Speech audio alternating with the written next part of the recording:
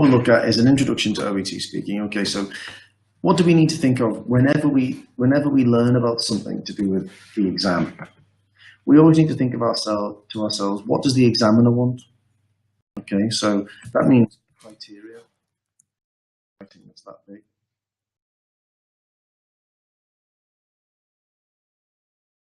What are the criteria? We also need to think about what the format is. And we need to think of maybe some techniques that we think are important. So what do we know about the format? What type of test is it? You know, when we do IELTS, we know that we're being interviewed. But does anyone know anything about the format of OET speaking?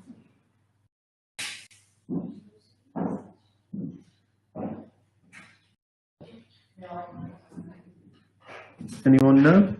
How are you tested? No idea. That's interesting. So we're starting from scratch. Okay, so OET is a role play. That means there's a nurse and a patient in a consultation. So all of you are nurses, so all of you have lots of experience of that. Okay, so nurse and patient in a consultation. Each consultation, you have two consultations. Exam. Yeah. Each consultation is a maximum of 5 minutes. Each consultation is a maximum of 5 minutes. For each consultation, you receive 3 minutes of preparation time.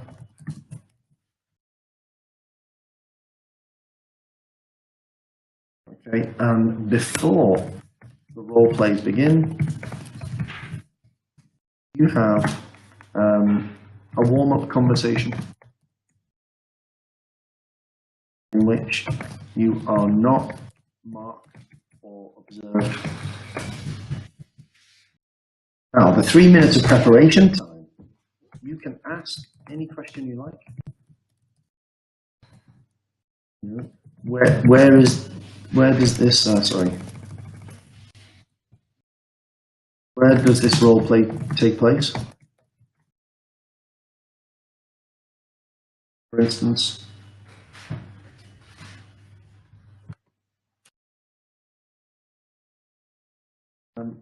so these are the important things that you need to know about it.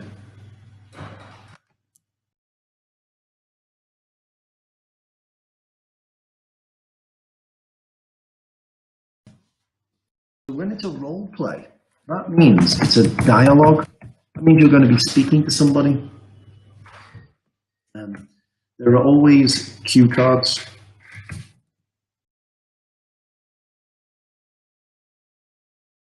We call a cue card, just like they do in IELTS. This will list the tasks. Well, actually, it will do a couple of things. This will give the context, the situation, and list the tasks the nurse needs to complete. Now, it's important to know the patient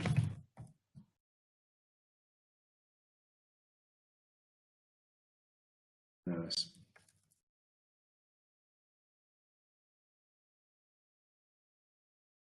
And the patient, we'll give them capitals in this case because they are the main players. The patient also has a cue card, and they will follow it in the order of the card. That means you also need to, that means the nurse also follow the order of the card. Okay, does anyone have any questions at the moment?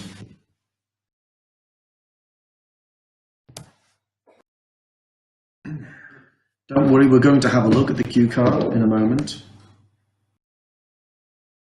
Okay, Albert, what's your question?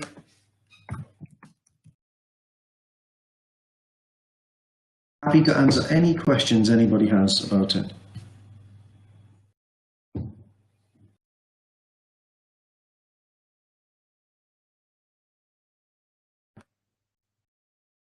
No, you can't, Albert. Good question. You can't see the card of the patient. That's secret. Just like in real life, when you have a dialogue or a consultation with a patient, you don't know their mind. You have to ask for it, and that's part of the task. You've got to try and understand what the patient wants. Now, let's have a look at an example. I've got lots of resources here. Yeah, you can make notes on it. Of course, you can glance at it. Sometimes that's fine. That's fine, but just don't sit there reading it. Yeah. Okay, so let me go to content shared with me, and we'll go to this. Of course, you can glance at it. That's fine, and you can make notes as well. That's fine. So let's have a look at this. So what's this one? So this was one that we covered in our speaking club recently. You can see here that this is the card that's for the patient, and the card that's down here is the card for the nurse. Can everyone see that okay? If you can't see it, then please let me know. Actually, maybe I can make it a bit bigger. You can't see it. Let me see. Oh, here we go. This is what I can do. Hopefully that's a bit bigger and we can see it now. So here we've got the context. This is the situation. You can't see it, Sheila. I am sharing my screen. I think you should be able to see it now. It's quite big on the screen. So here you've got, here's you're the nurse. You've got the setting. Does anyone know what the setting is? What does that mean, the setting?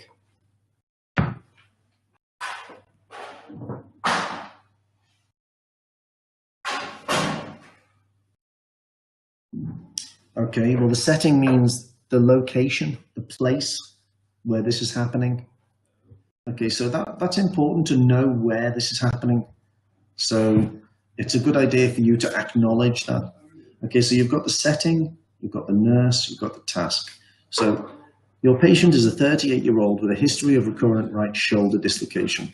He or she is scheduled for surgery for arthroscopic repair this afternoon and was admitted early this morning to the hospital's pre-surgery clinic. The patient's mother visited mid-morning and left a soft dairy dessert. You have already advised the patient not to eat anything after 8 a.m. this morning. So you've been given some valuable information in here. You know what the context is. You know what the situation is. You don't know everything about the patient. Then you've got this. So normally the first couple of words are the words that tell you what this task is. So politely refuse, advise, explain, discuss. These are the key words, the important words that explain to us exactly what's necessary, what you have to do here. So let's go back up and have a look at the patient. First thing the patient does is ask if you can eat the dessert. Become angry, inquire. So ask if you can eat the dessert. Politely refuse the patient's request. So if it says politely refuse the patient's requests, well, obviously then you need to wait for the patient to do that request first. So you can see how the cue cards interact with one another. So let me just make this a bit smaller. And I'll just snip this and we'll place it in the document.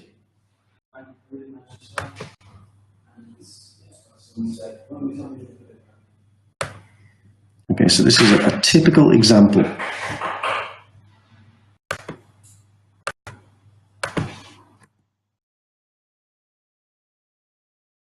So we've got our setting, we've got our context, then we've got our task. And you need to go through that and manage the conversation to take it there. And you're going to do 2 of these in your exam. And for each one, you get 3 minutes preparation time. Now, that's a lot of time, I think, to prepare. So let's go and have a look. One more time. We're going to be doing a role play. It's going to be a nurse and patient in a consultation. There are 2 consultations per exam, or two role plays. Let's put that. Role plays per exam. Each consultation is a maximum of 5 minutes. For each consultation, you receive 3 minutes of preparation time in which you can ask questions. Before the role plays begin, you have a warm-up conversation. So they just want you to be prepared for it. You're not observed in that conversation. There's a cue card, which we've just had a look at, and the patient also has a cue card. Okay, so there we've got the cue card. Now we need to think about, let's think about what normally happens in these conversations with patients. Okay, can you give me an idea of what you normally talk about in conversations with patients? What do you normally do in those conversations? What's your role? And I just mean in your experience, in your job. What are the things that you normally do?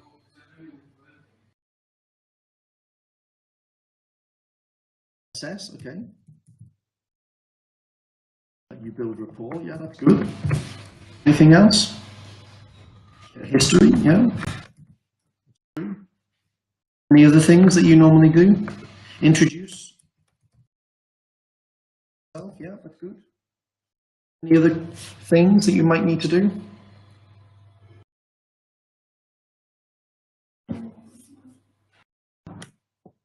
You might give advice. Yeah, you might explain things, explain procedures. You might persuade. You might refuse things. Well, these are all important things that you're going to do. You're going to ask questions. So what we should do.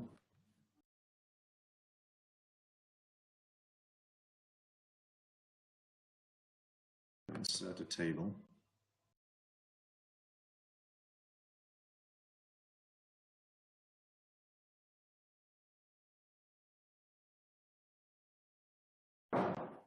Okay, you're going to do these things. You're going to inquire or ask questions.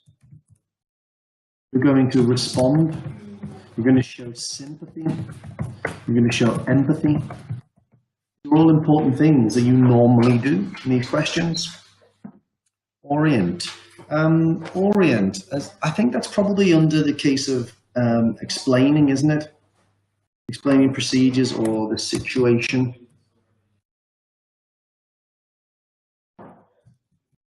You're going to reassure. You have to do that sometimes, don't you? I mean, people get scared about stuff. So, what we should remember is there are lots of things that we do that nurses do naturally in consultations, conversations with patients. In order to do your job properly,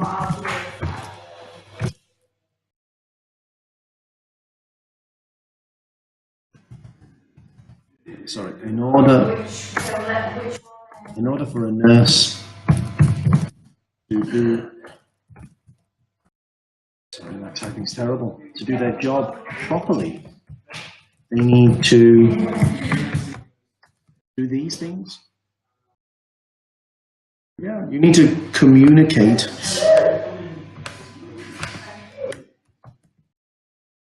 Really? Hi, Dennis. Nice to see you. So, how do we do these things? Okay, we We do these things by listening and asking and responding.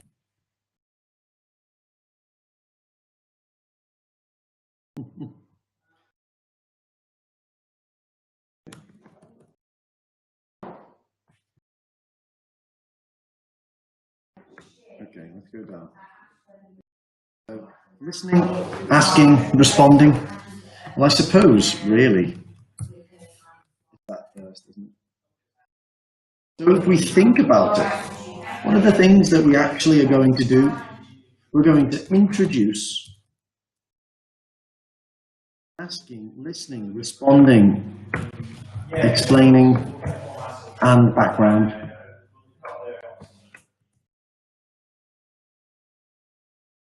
This is how you do it. You introduce yourself, you ask questions, you listen to the response to what they say, you respond to it, you explain something, you check something. That's basically, yeah, clarify if something's understood, checking, clarifying. So you check, clarify.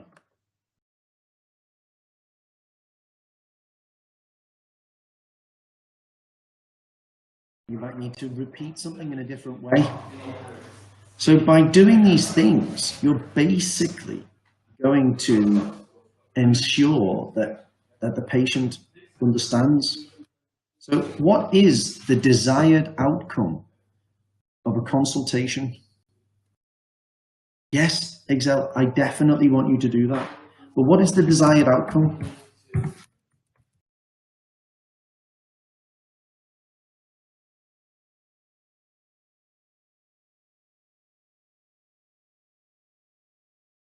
What do you think is the desired outcome of any consultation or conversation with a patient?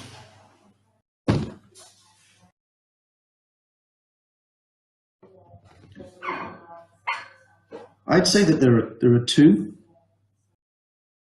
Yeah, the patient understands their situation fully.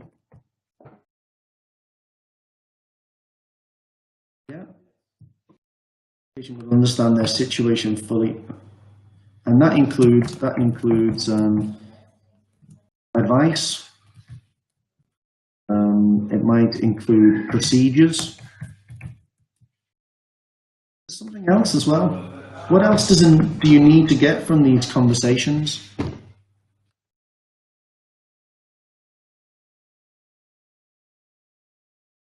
You've spoken about what the patient needs.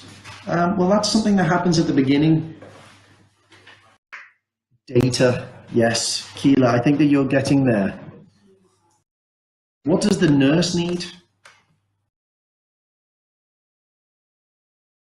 Also need the full understanding of the situation. This includes information or history, concerns, etc. Anything that we think is valid from the task. And normally the information that you get from the patient is a way for you to further the conversation. So these, for me, are the fundamental overriding ideas: introducing, asking, listening, responding, explaining, and checking.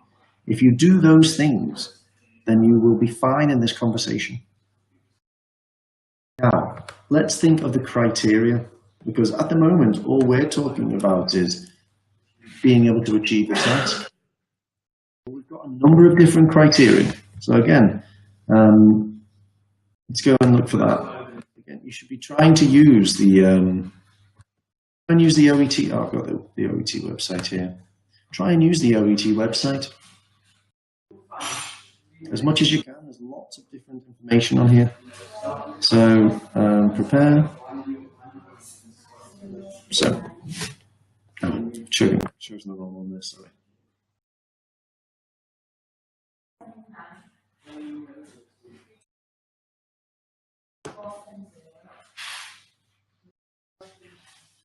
Okay, so speaking test. Here we have, let me make this bigger. Actually, I'll tell you what I'll do. I'll just copy them and put them into our document instead. Oops. So we need to split these criteria into two concepts. Let's go back. So we've got the first section, which is here.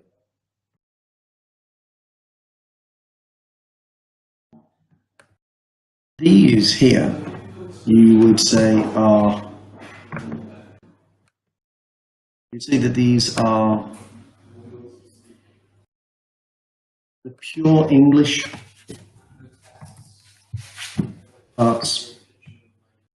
Change that.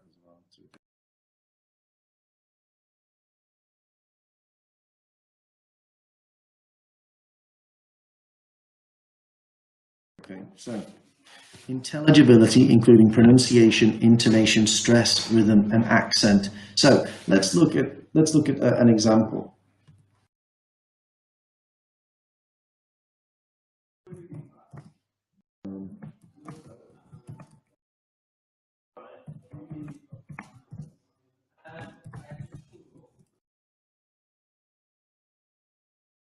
Okay, so what if we said something like this?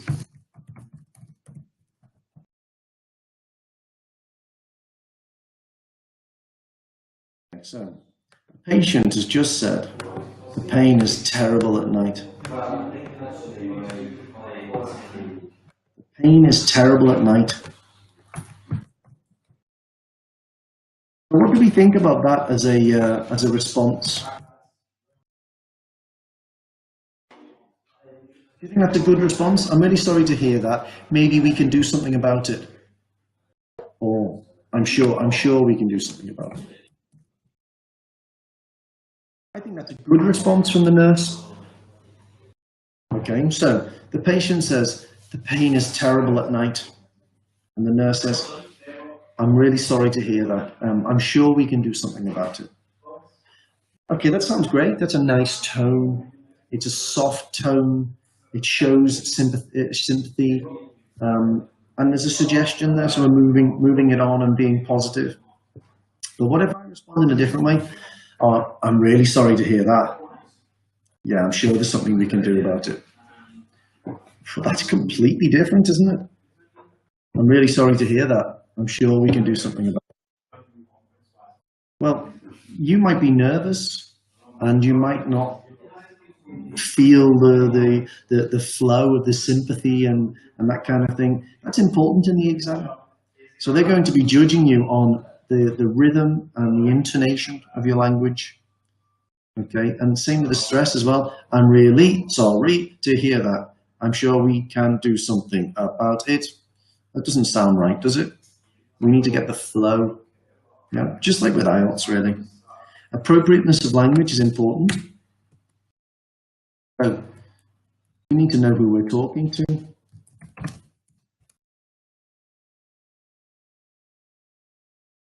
No problem. Don't worry, Zarina. Okay, who are you talking to? Normally, you are, well, when you talk to a patient, they don't know. They don't know what is happening. Or the medical vocabulary. So what does that mean?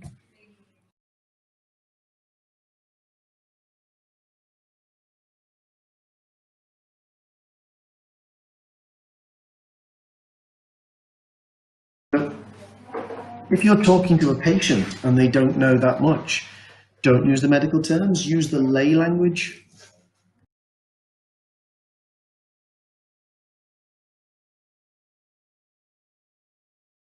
Use lay language to explain complicated medical things.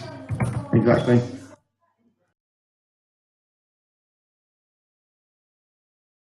Yeah, so that's really important. Appropriateness is so important. Yeah, to make it clear. Resources of grammar, I think we know that. This means, the ability to use longer sentences and not make mistakes with things like possessive adjectives and pronouns, and also to use the tenses correctly. If the grammar's not there, then it's very difficult to understand somebody. So let's look at the rest of these things. Now, the other things here are about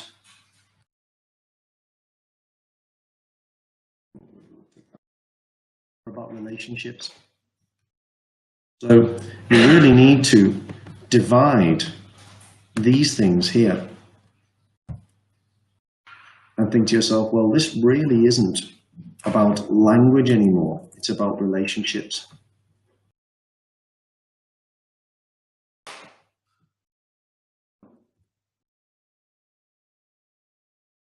Okay, so relationship building. As we said earlier on, we need to build rapport. So how do we do that? Well, that means initiating the interaction appropriately, saying, hello, my name is, or hi, how are you doing today? Oops, what's happened to my screen? Sorry, my computer has just started not responding. Let's go back to the main screen. Something's just happened there. I don't know what it is. Okay. You've got to introduce yourself properly. You want to let them know that you're there to help, that you want to help.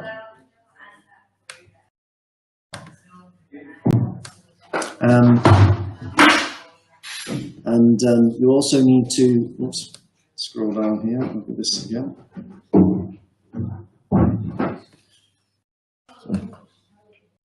You need to, here we go, understand and incorporate the patient's perspective. So if you think about what that means, you need to think about what the patient wants to do and think about what situation they're in.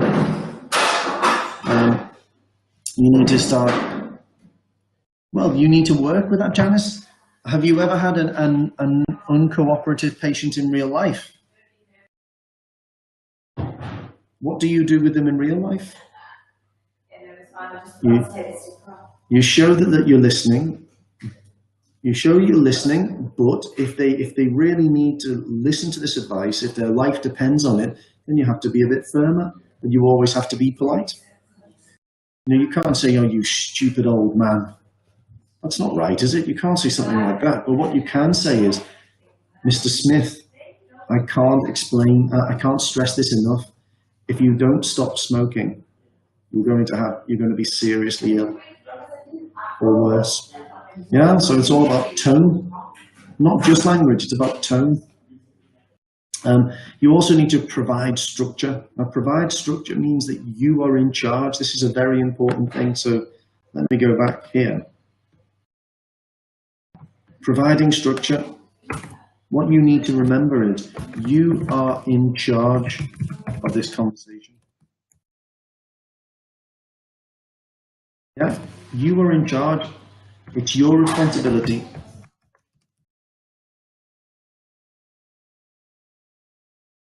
to move the conversation on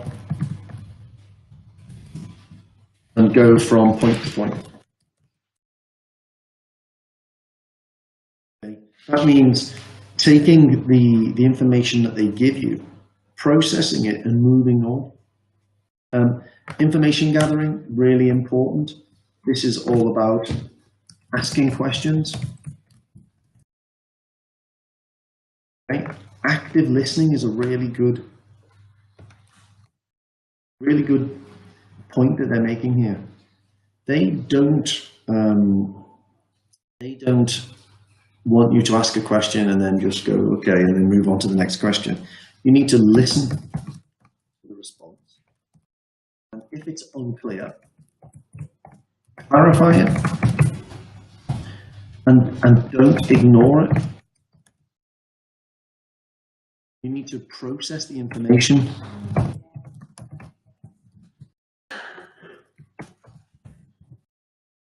Now, that sounds really complex, but you don't have to do anything. You don't have to do anything very technical. Just echo it. So if the patient says something like, so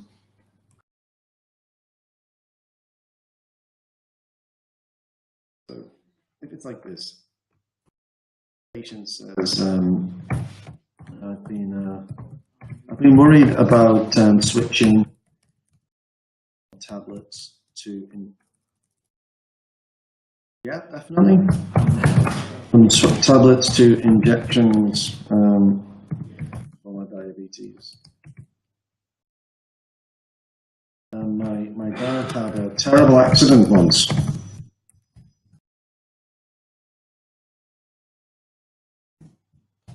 When an injection went wrong. And I've always been afraid of needles ever since. Okay, so let's say the patient says that to you. Well, you can't say, okay, well, let's move on. You have to say, so you have an issue with needles. Well, not necessarily I know how you feel, because you might not be afraid of needles.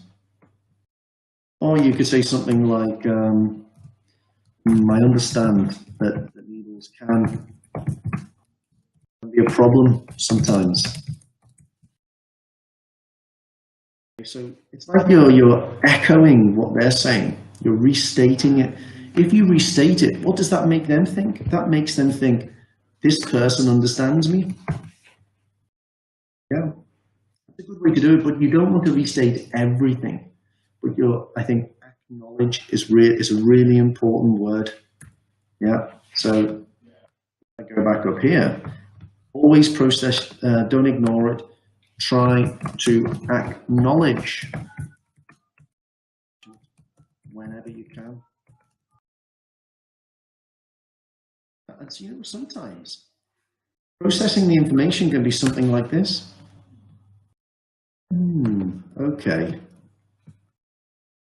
I know it sounds strange, but okay. So that's something we need to deal with. Well, that's something that's something I'm sure we'll manage with. That's nice. So this, I know it sounds strange, but this bit here is acknowledging. That kind of simple noise makes a difference, and it makes me feel like you listen to me. If you compare, just imagine you said this.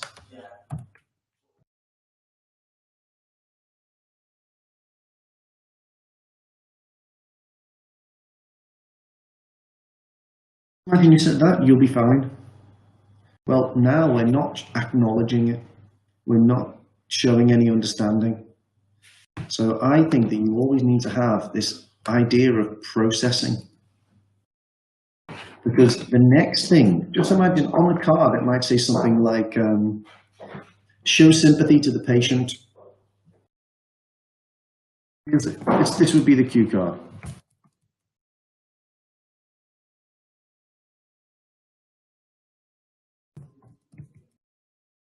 That might be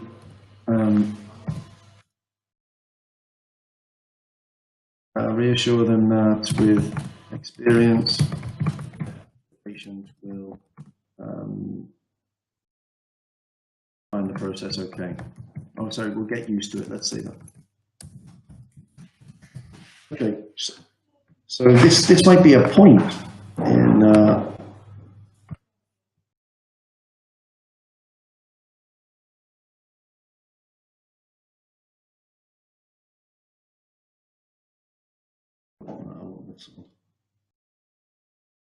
Annoying, isn't it? So the point might be show sympathy to the patient about their fear of Reassure them, reassure them with experience, the patient will get used to it. Empathy is great, yeah. But the thing is, empathy is that you feel the same way, but you're not afraid of needles. You're a nurse. You know, the patient is afraid. You show sympathy because you understand that people don't like needles sometimes. So if we look at this, I've been worried about nurse. This is bad, isn't it? You'll be fine. You'll get used to it. But this will be good.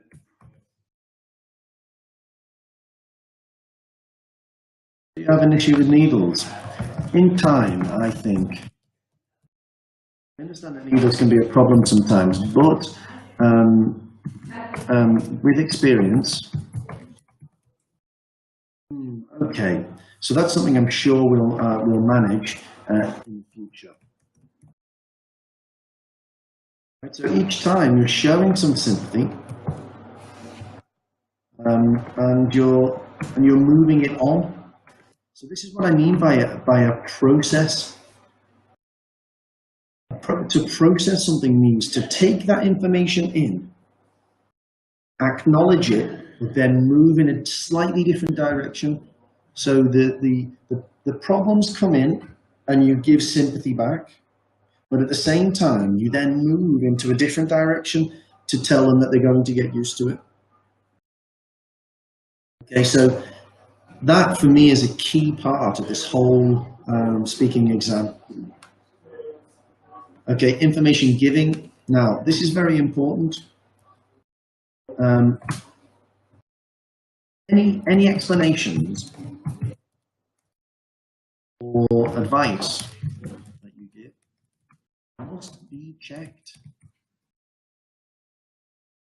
Trying to say that's it. No, I don't see why you would say the phrase "that's it," and unless they are asking you to clarify, to confirm something. They might say, so I should change the colostomy bag twice a day. And you go, that's it. Yeah, that's it. That's fine. But don't say, here's the explanation, that's it at the end. It's not your job to say that the explanation's finished. It's up to the patient to make it clear to you that they understand. And then you, at that point, move on and say, is it okay if I move on? Yeah, check understanding. So any explanations must be checked. Break down your explanations. Don't speak for a long time.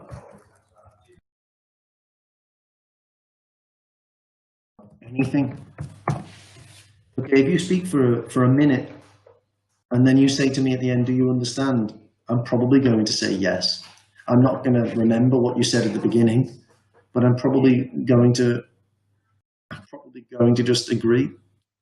What was that thing you said about a minute ago? It was, I can't remember.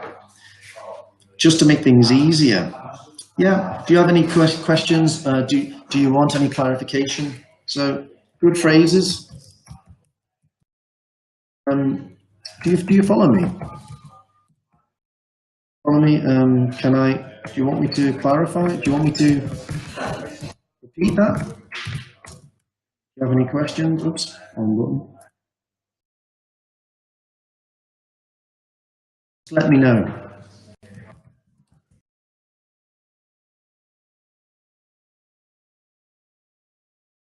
If you don't understand. These are all great phrases. Is that clear? Yeah, but you've got to be careful with how you ask that. Here we go. Is that clear? It's almost like a bit scary, isn't it? Be careful with tone. Is that clear? That's nice. Is that clear? But is that clear?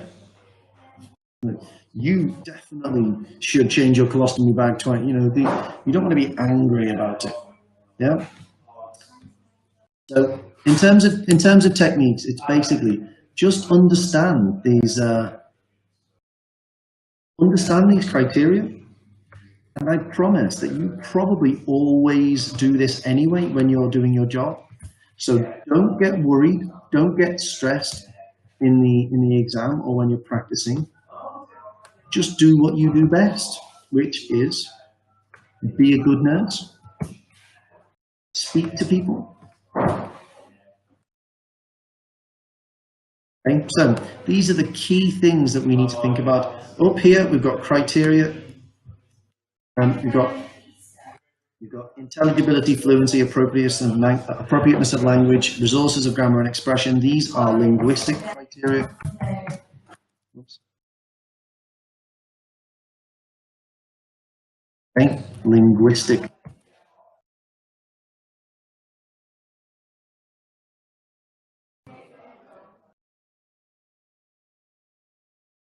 Okay, and then you've got communicative criteria.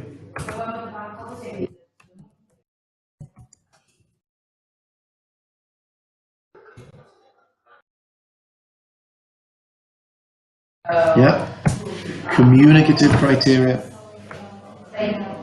Now, the way it works is that this criteria here is worth more. It's about 60%.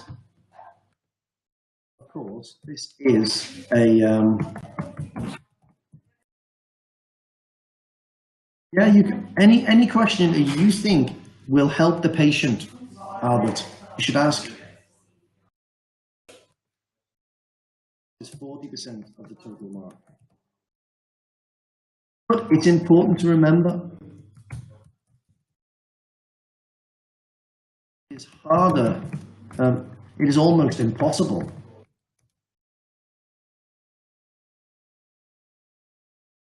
Almost impossible to fulfill the criteria, the linguistic criteria. You don't, if you don't fulfill the communicative. Isn't that true?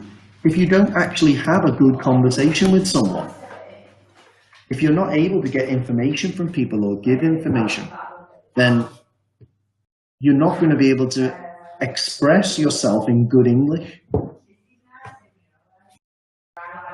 Okay, so that's the main point that I want to make about speaking. In this,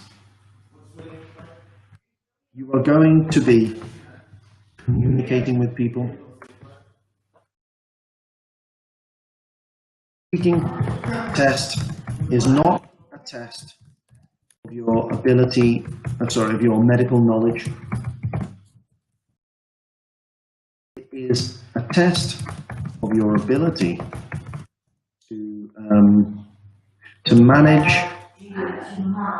a clearly controlled and communicated, a clearly controlled consultation in which two main objectives are achieved, and that is these 2 points that we mentioned before. Where are they?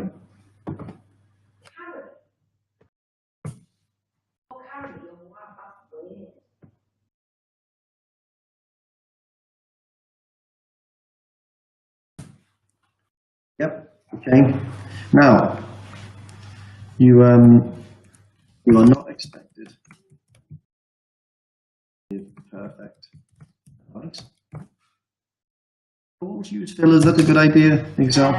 You're not expected to give perfect advice. You are not expected to complete everything. The cue card.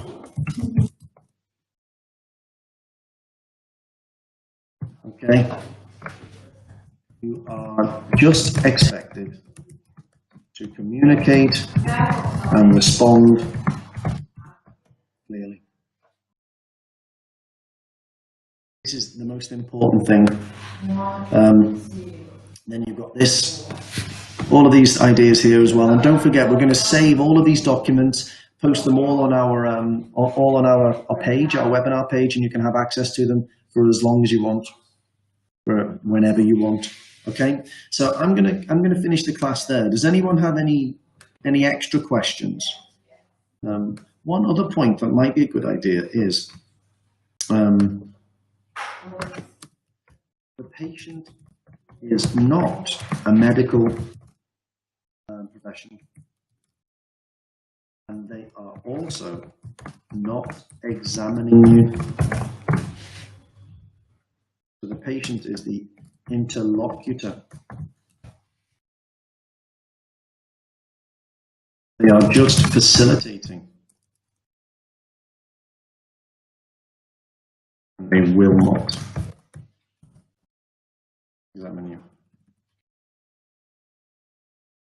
They will just facilitate the dialogue. Does anyone have any questions for me to clarify? Okay, well, you're going to have access to this, so you've got lots of information. We'll post it. We'll post this class. You've got your one-to-ones. We've got other speaking sessions planned for Friday. So please just come along, and yeah, we're here to teach. We're here to help you and support you. So if you've got any questions, please let us know. How's my knee? Good question, Keela. I've actually got to have an operation on it. Yeah, I met the surgeon yesterday. I need reconstruction of my ACL. Yeah, so it's bad. It's bad in a way, but yeah. Yeah, I know. It's terrible, isn't it? Yeah, I know. And you know what, Janice? It happened 4 years ago. I've been managing on it for 4 years.